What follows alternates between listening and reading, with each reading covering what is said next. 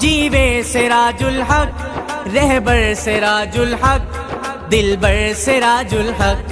जीवे सिराजुल हक, जीवे सिराजुल हक, रहबर सिराजुल हक, दिलबर सिराजुल हक। तू वतन का जानिसार, तेरे जानिसार हम, तू अवामी रहनुमा, आवाम तेरे हम कदम। जीवे सिराजुल हक, जीवे सिराजुल हक, रहबर सिराजुल हक, दिलबर सिराजुल हक। د MMA د سوري لاندې په حلقه پی کې 58 سډیرو کوډا خېلو کې او په حلقه پی کې 57 تورنزو کې دوه غټي شمولیتي جلسې شوې دي. د MMA په دې جلسو کې علماء کرامونه علاوه د خوښه علاقو په زرګونو اولس شریک وو او د دې مشر ملما د جماعت اسلامي صوبایي امیر سېنیټر مشتاق احمد خان وو. جلسې ته د خطاب په وخت باندې مشتاق احمد خان وویل چې زموږ د سیاست مقصد په ملک نظام مصطفی، نفاذ شریعت او د قرآن او سنت نظام دی. رونو زمون سیاست د نهرو سیاست نه دی، زمون سیاست د ګاندھی سیاست نه دی، زمون سیاست د ډول سیاست نه دی، زمون سیاست قرآنی سیاست دی، زمون سیاست اسلامی سیاست دی، زمون د سیاست مقصد نظام مصطفی، نفاذ شریعت او د قرآن و سنت نظام دی.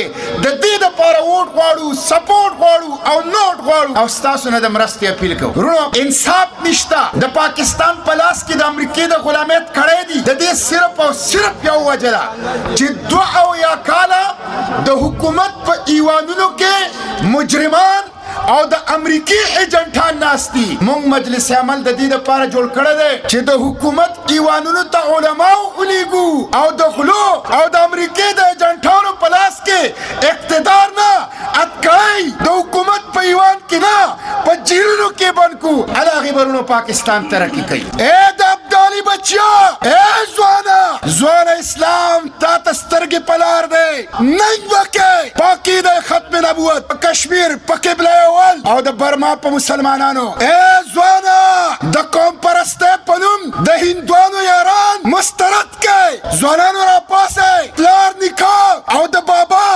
تاریخ موراواله د پرنګي د غلام د پرنګي د نظام خلاف کتاب باندې مهر لګوي. ان شاء الله 25 جولای دا د انقلاب ورځ ده.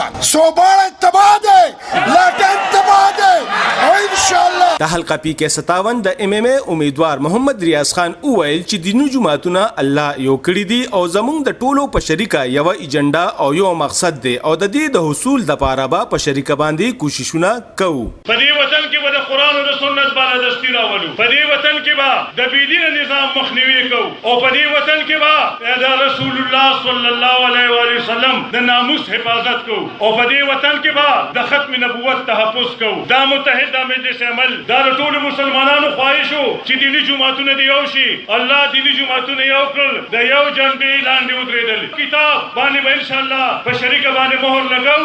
زمون په پوسټ باندې الله دی او زمون سره مخلص کارکنان دي. د شمولیتي جلسو ته د MMA د NH24 امیدوار مولانا گوهر شاه، د حلقه پی کې 58 امیدوار حاجی احسان الله او مجیب الرحمن ایډوکیټ هم تقریرونه وکړل. په دې جلسه کې ولی محمد، مولانا جمیل احمد، مولانا معتصم بالله، مولانا عبدالحق، قاری شعیب الرحمن، مولانا تحمید الله، جهانگیر کوډا خیل، مصباح الله، مولانا زبیر، پیر مسعود جان او مولانا عبدالمستان هم موجود وو.